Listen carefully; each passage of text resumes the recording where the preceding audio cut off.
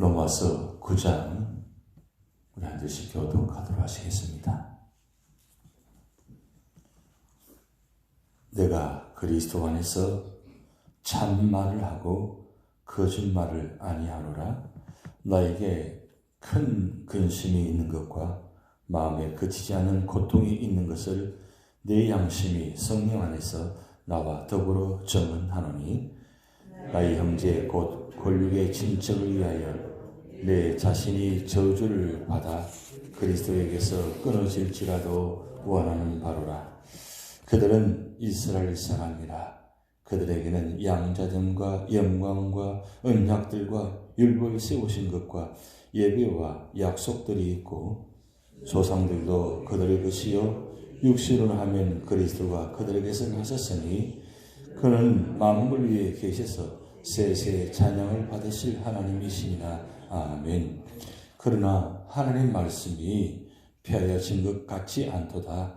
이스라엘에게서 난 그들이 다 이스라엘이 아니요 또한 아브라함의 씨가 다 그의 자녀가 아니라 오직 이삭으로부터 난 자라야 내 씨라 불리리라 하셨으니, 곧 육신의 자녀가 하나님의 자녀가 아니요 오직 약속의 자녀가 씨로 여기심을 받느니라.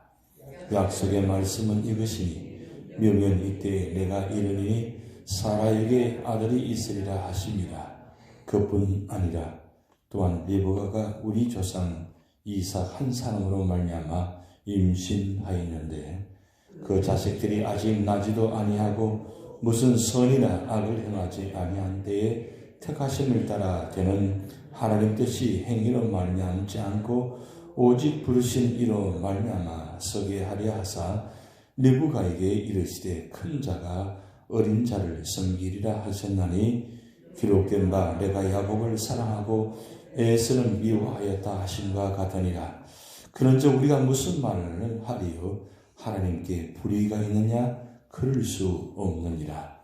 모세에게 이르시되 내가 긍휼히 여길 자를 긍휼히 여기고 불쌍히 여길 자를 불쌍히 여기리라 하셨으니, 그런즉 원하는 자로 말미암음도 아니요 다른 박질하는 자로 말미암음도 아니요 오직 긍휼히 여기시는 하나님으로 말미암음이니라.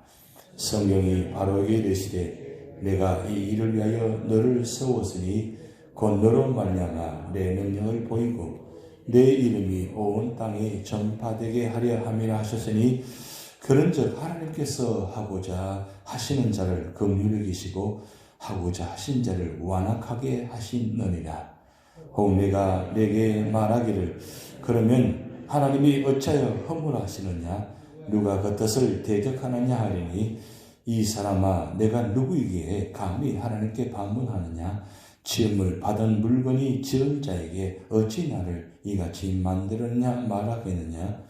토기장이가 진흙 한 덩어리로 하나는 귀 있을 그릇을, 하나는 친히 있을 그릇을 만들 권한이 없느냐? 만일 하나님이 그의 진노를 보이시고 그의 능력을 알게 하고자 하사 멸하기로 준비된 진노의 그릇을 오래 참으심으로 관용하시고, 또한 영광 받기로 예비하신 바 긍휼의 그릇에 대하여 그 영광의 풍성함을 알게 하고자 하셨을지라도 무슨 말을 하리요? 이 그릇은 우리니 곧 유대인 중에서뿐 아니라 이방인 중에서도 부르신 자니라. 호사에 그래도 이르기를 내가 내 백성 아닌 자를 내 백성이라, 사랑하지 아니한 자를 사랑한 자라 부르리라. 너는 너의 백성이 아니라 한 그곳에서 그들이 살아계신 하나님의 아들이라 일컬음을 받으리라 함과 같으리라. 또 이사야가 이스라엘에 관하여 외치되 이스라엘 자손들의 수가 비록 바다의 모래 같을지라도 남은 자만 구원을 받으리니, 주께서 땅 위에서 그 말씀을 이루고 속히 시행하시리라 하셨느니라. 또한 이사야가 미리 말한 바 만일 만군의 주께서 우리에게 씨를 남겨두지 아니하셨더라면 우리가 소돔과 같이 되고 곤바나와 같이 같았을지리로다 함과 같으니라. 그런즉 우리가 무슨 말을 하리요? 의를 따르지 아니한 이방인들이 의를 얻었으니 곧 믿음에서 난 의요 의의 법을 따라간 이스라엘은 율법에 이르지 못하였으니 어찌 그러하냐. 이는 그들이 믿음을 의지하지 않고 행위를 의지함이라. 부딪힐 돌에 부딪혔느니라. 기록된 바 보라 내가 걸린 똥과 거치는 바위를 시온에 두르니 그를 믿는 자는 부끄러움을 당하지 아니하리라 함과 같으리라. 아멘. 추수감사절 새벽에 나오신 여러분 가정과 삶의 자리에 감사가 충만하시기를 주님 이름으로 축복드립니다. 오늘 새벽에 제가 잠깐 이 브리스길라의 일기라는 책을 잠깐 보게 되었습니다. 그동안 제가 알지 못했던 그런 부분이 이 브리스길라의 일기 속에 내용이 들어있어서 이런 부분이 이렇게 되었구나.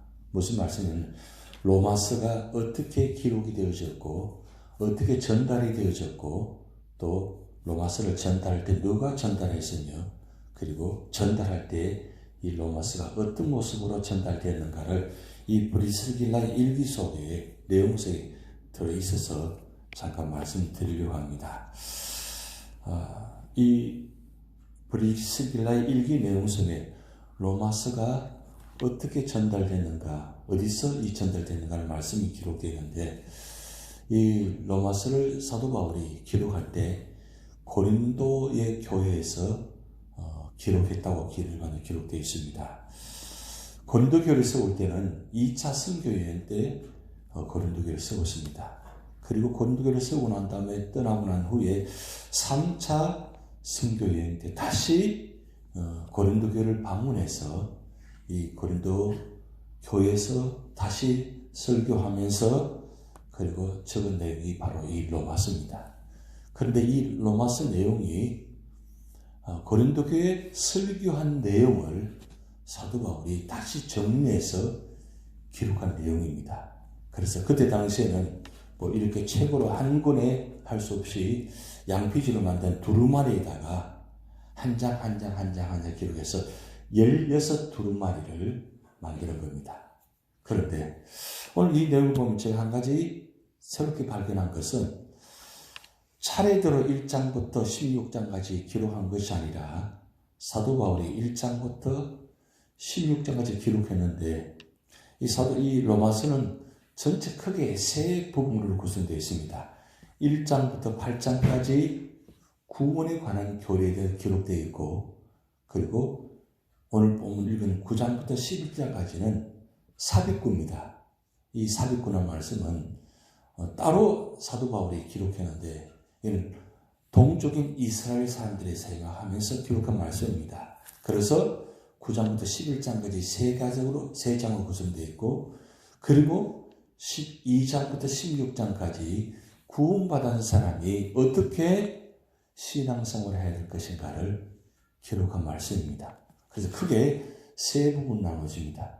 근데 오늘 이 내용을 보면 사도 바울이 1장부터 8장까지 기록하고 12장부터 16장까지 기록하고 난 후에 그 다음 9장부터 11장까지 이 세 장을 따로 기록해서 이 속에다가 삽입시켜 놓았습니다. 그런데 이 로마서를 기록한 고린도 교회에서 이건 누굴 통해서 편지를 로마에 전달했냐면 고린도 교회에서 한 10km 떨어진 곳인 겐그레아라는 곳이 있습니다.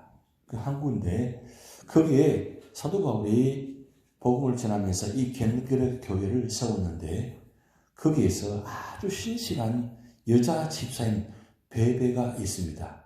로마서 16장에 보면 이 베베라는 이름이 나옵니다. 단 그곳에만 나오는 이름입니다. 근데 겐그라 교회에 교회를 세우고 거기서 복음을 전하면서 아주 신실한 일꾼인 여자 집사님 이 베베가 누구냐면 일반 로마 시민권자 출신이고 그리고 로마에서 추방당하면서 이 고린도까지 와서 머물면서 이 겐그레 지역에서 살면서 사도 바울의 복음을 전하면서 교회 집사님이 된 분입니다. 사도 바울이 복음을 전하면서 1차, 2차, 3차, 4차 이 복음을 전하면서 아주 신실한 여자분들을 만나는데 제일 먼저 만난 사람이 여자분이 바로 빌보 교회를 세울 때 루디아. 여러분 기억나시죠? 루디아. 자주장사인 루디아. 정말 신실한 믿음의 사람. 이 루디아를 통해서 빌보 교회가 세워졌어요. 그리고 2차 성교육 때 고린도에 와서 누굴 만났냐면 바로 브리스길라. 이 브리스길라 아굴라 이렇게 나오는데 일반적으로 브리스길라가 남자인 것 같은데 남자가 아니고 남자는 아굴라입니다. 이 브리스길라와 아굴라. 이 아굴라가 유다인이고 브리스길라는 로마인입니다. 그런데 이 로마에서 추방당하면서 이 브리스길라 아굴라 부부가 어떻게 하다가 고린도까지 내려와서 여기서 아굴라가 천막 장사를 하는데 거기서 사도 바울을 만나가지고 그래서 고린도 교회에 바로 시작한 창립 멤버인 브리스길라 아굴라. 이 브리스길라가 얼마나 믿음에 신성한 사람인지 정말 루디아보다도 더 뛰어난 사람. 그런 정말 대단한 사람입니다. 그래서 오늘 여기 브리스길라의 일기라는 이 내용이 바로 브리스길라가 이 여인이 이 3차 선교 전체 여행을 그리고 4차인 사도 바울이 가이사라에서 로마까지 한 여정을 이 책에다 다 기록해 놓았어요. 그런데 이 겐그라 교회에서 온 이 여자 집사 베베를 통해서 이 편지를 로마에 보내는데 로마에서 제일 먼저 이 편지를 받은 사람이 바로 브리스길라입니다. 브리스길라가 먼저 로마에 간 것 같습니다.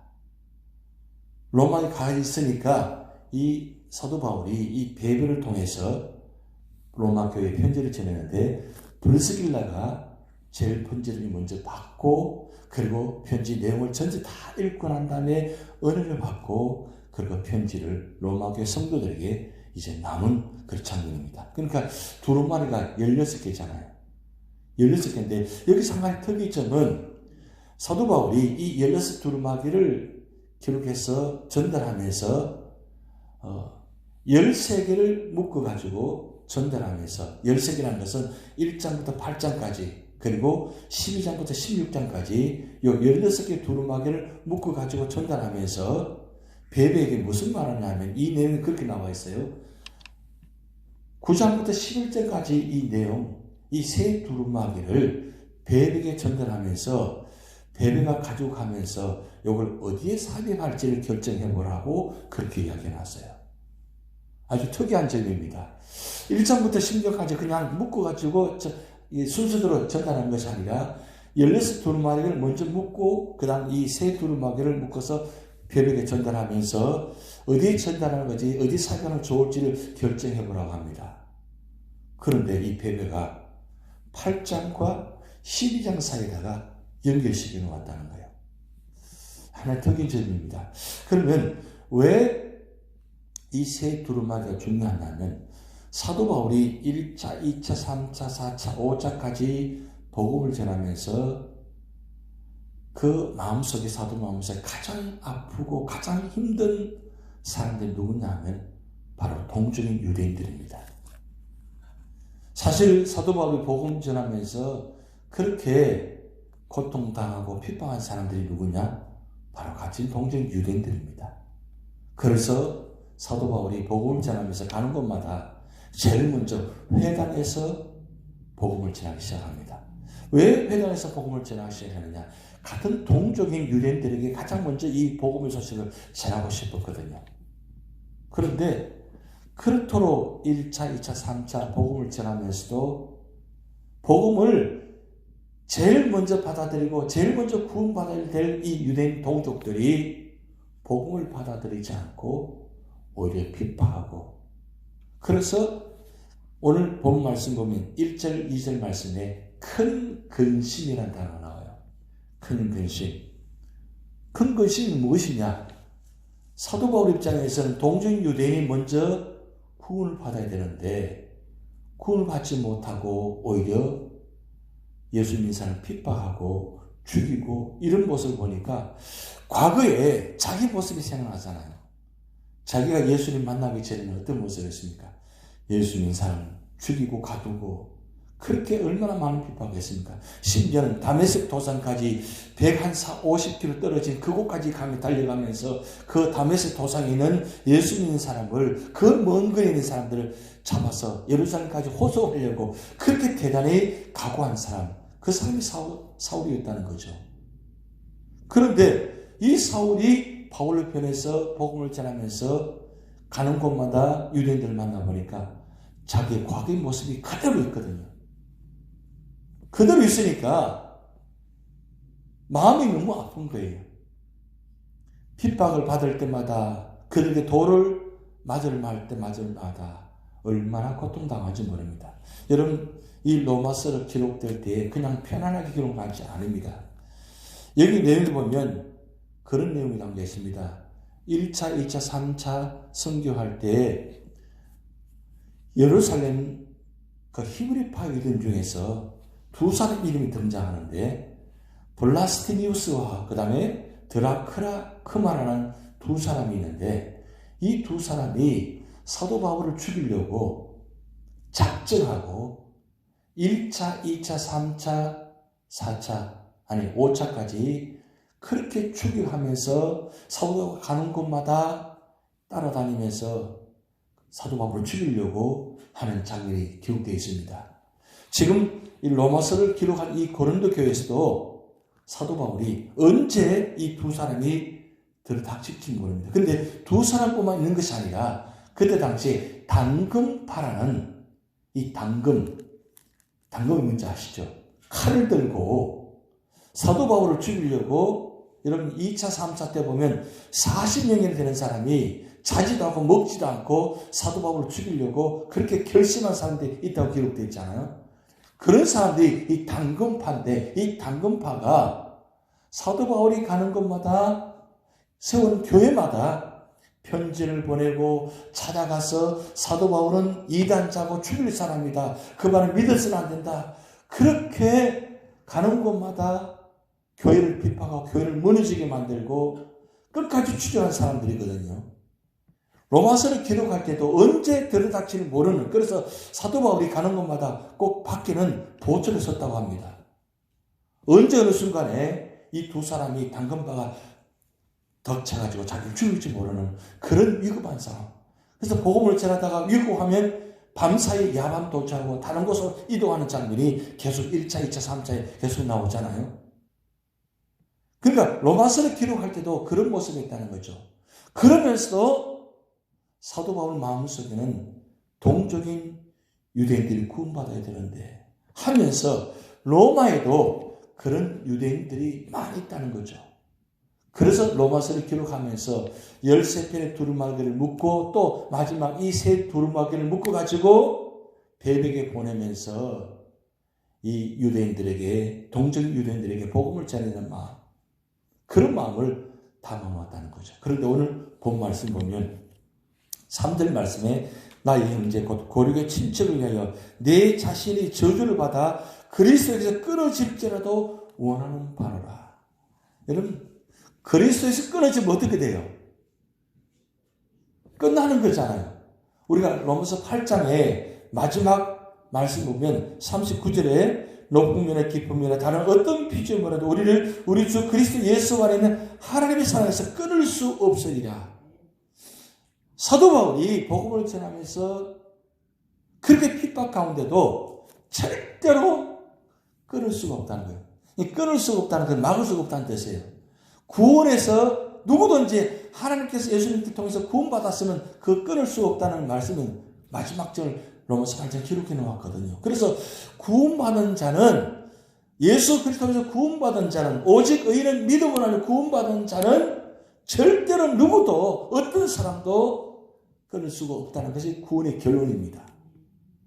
그런데 오늘 3절 말씀 말고요. 그리스도에 끊어질지라도, 혹 이 말씀은 내가 복음을 전하다가 유대인들을 위해서, 동족을 위해서 내가 희생할지라도 내가 다 감수하겠다는 뜻이에요. 그 정도로 동족을 사랑했다는 거죠. 그런데 왜 사도 바울이 이 말씀을 강조하느냐? 바로 4절부터 5절까지 말씀 보면 유대인들이 누구입니까? 약속의 자녀들이라는 거죠. 약속의 말씀을 받았다는 거죠. 그걸 구체적으로 4절 5절 말씀을 읽는데 한번 같이 읽어봅니다. 그들은 이스라엘 사람이라 그들에게는 양자됨과 영광과 언약들과 율법을 세우신 것과 예배와 약속들이 있고 조상들도 그들의 것이요 육신을 한 그리스도가 그들에게서 나섰으니 그는 만물에 계셔서 세세의 찬양을 받으실 하나님이시리라. 아멘. 유대인들이 누구냐? 바로 하나님께서 아브라함을 통해서 주신 축복의 약속의 자녀들이라는 거예요. 그리고 약속의 말씀을 주셨다는 거예요. 그리고 그들을 통해서 누가 났다고요? 예수 그리스도가 태어났다는 거예요. 그만큼 대단한 유대인들, 이스라엘 사람이라는 거죠. 그런데 사도 바울이 여기서 이 말씀을 통해서 중요한 것은 뭐냐면 왜 이 말씀을 기록했냐? 그렇게 약속의 말씀 받아도 그렇게 믿음의 축복의 말씀을 주셔서도 다 구원받는 게 아니라는 겁니다. 그렇게 선택된 백성 이스라엘 사람이라 할지라도 모두가 다 구원받는 것이 아니라는 거예요. 율법을 통해서 그 약속의 말씀을 통해서 구원받는 것이 아니라 약속의 말씀을 지키는 것이 아니라 믿는 자가 구원받는다는 거예요. 그리고 약속의 말씀을 통해서 나는 예수 그리스도를 통해서 많이 구원받으셨다는 사실. 그런데 그 예수 그리스도를 어떻게 합니까? 유대인들이 십자가에 못 박았잖아요. 그리고 믿지 않잖아요. 그 모습이 너무 안타까운 거예요. 그 모습이 사도 바울은 큰 근심이라는 거죠. 그래서 9장부터 11장까지 기록해 놓았는데 여기서 가장 중요한 것은 11장에 보면 렘넌트 남은 자라는 단어가 나옵니다. 결국 이스라엘 백성들이 약속의 말씀을 받아도 다 구원받는 것이 아니라 남은 자만 구원받는다는 거예요. 그 남은 자가 누구냐? 바로 예수 믿는 겁니다. 예수 믿는 사람. 유대인이라서 구원받는 것이 아니라 유대인이라도 예수 믿지 않으면 구원받지 못한다는 사실이죠. 결국 유대인도 예수를 믿어야만 구원받을 수 있다는 사실. 그 말씀을 지금 말씀 기록해 놓았습니다. 지금 유대인들은 이스라엘 땅에 한 600만 명이 살아가고 있습니다. 그리고 흩어진 유대인들이 한 600만 명입니다. 그러니까 합하면 한 1200에서 1300만 명입니다. 사실 숫자가 얼마 되지 않습니다. 그런데 그 가운데도 아직 예수 믿는 사람이 얼마 되느냐? 약 한 3% 정도밖에 안 된다는 거예요. 그러면 1300만 명에서 3%면 얼마가 돼요? 얼마 안 됐잖아요. 그 사람들만 구원받는다는 거예요. 이게 얼마나 놀라운 말씀, 무슨 말씀입니까? 그러면 이 말씀부터 우리 주신 교훈이 뭡니까? 어쩌지 보면 우리가 예수 믿고 구원받은 사람들인데 우리 모습들 보면 유대인처럼 하는 모습들이 있어요. 그리고 다른 사람은 이방인으로 대하는 모습이 있다는 거죠. 말씀 뜻을 이해하시겠습니까? 꼭 유대인 모습처럼 우리만, 우리끼리, 나만 그렇게 생각하는 경우가 많이 있다는 거예요. 그걸 지금 사도 바울은 로마서를 통해서 말씀하고 있습니다. 절대 유대인처럼 살아서는 안 된다는 겁니다. 유대인처럼 산다는 뜻은 무슨 뜻이냐면 유대인들처럼 율법을 가지고 말씀을 가지고 정죄하고 비판하고 심판하지 말라는 뜻이에요. 그들이 구원받았다고 주시는 그 약속의 말씀, 그들이 말씀을 얼마나 외우고 지켰잖아요. 그런데 말씀 주신 이유가 무엇입니까? 그 말씀을 통해서 예수 그리스도의 오심을 이야기하는 것이고 메시아를 이야기하는 것이고 메시아를 통해서 구원하게 해주신 그들의 동족 속에서 그들의 후손을 통해서 메시아가 태어나게 하셨는데 그렇게 주신 축복을 그들은 어땠습니까? 발로 차버리고 오히려 죽게 만들었다는 거죠. 아직도 믿지 않은 그들의 모습들을 보면서 사도 바울이 얼마나 가슴이 통탄했을까요?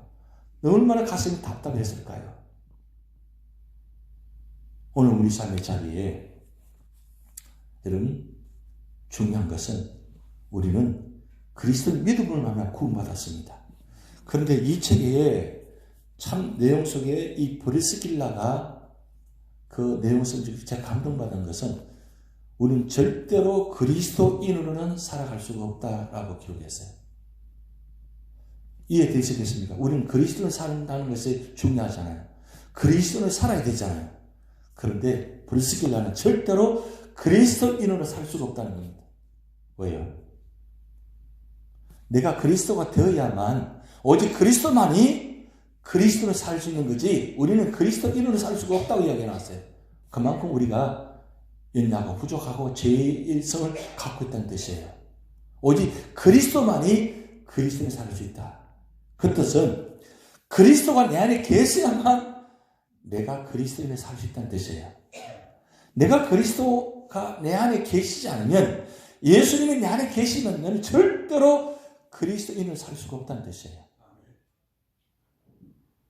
오늘 30분 지났습니다만 제가 말씀 더 드린 이유는 오늘 출근하지 않으시니까, 시간이 많으시니까 조금 더 말씀을 전하는 겁니다.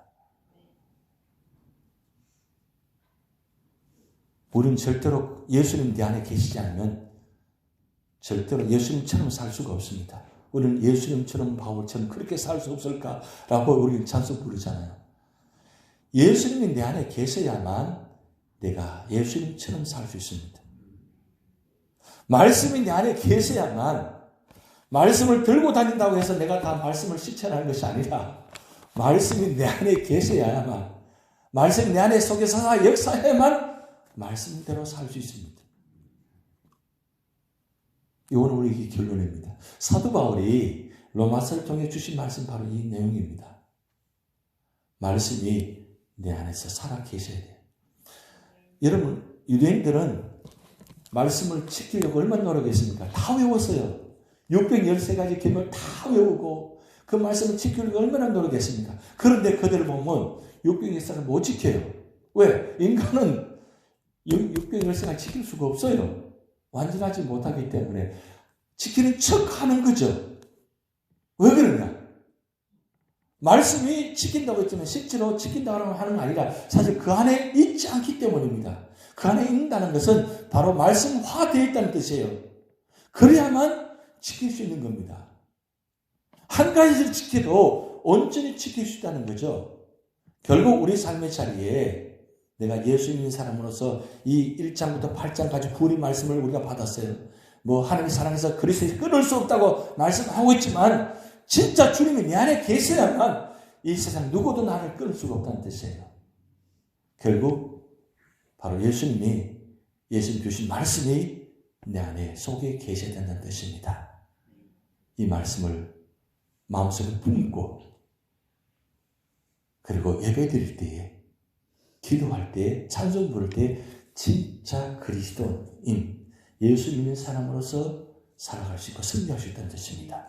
이 축복이 여러분에게 있을 수 있습니다. 다 같이 기도를 하시겠습니다.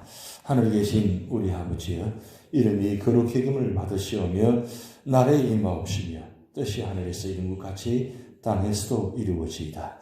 오늘날 우리에게 일용할 양식을 주옵시고 우리가 우리에게 죄전자를 사하여 준 것 같이 우리 죄를 사하여 주옵시고 우리를 시험에 들게 하지 마옵시고 다만 악에서 구하옵소서.